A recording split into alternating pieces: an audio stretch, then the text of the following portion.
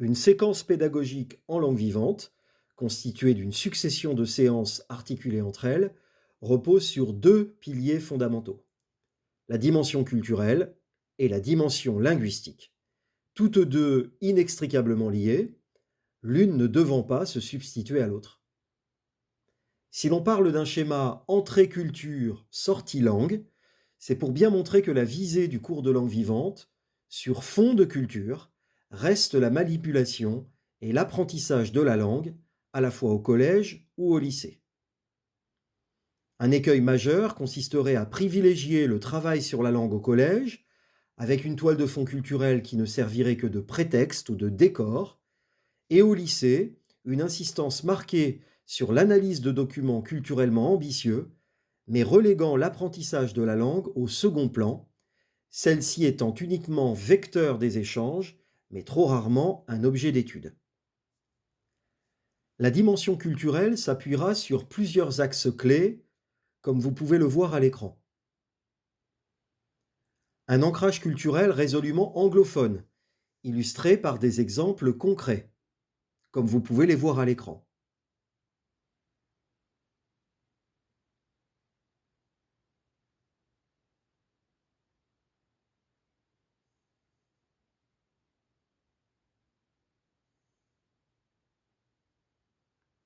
Une représentation diversifiée du monde anglophone, valorisant sa vitalité, ses contributions artistiques, ses avancées en matière de cohésion sociale, tout en évoquant également ses dysfonctionnements sociétaux éventuels.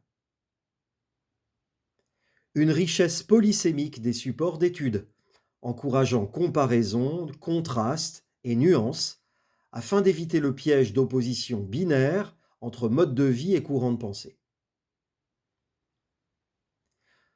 Une ambition culturelle dès le début de l'année scolaire, y compris en sixième et cinquième, pour répondre aux exigences programmatiques et dépasser une approche purement linguistique décontextualisée.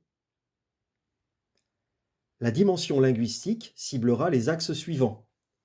La visée de phrases complètes et complexes, à chaque instant, à l'exception des phases d'élucidation d'un document de réception.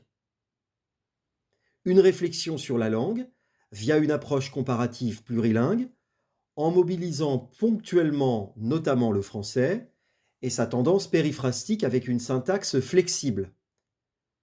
Voyez l'exemple suivant.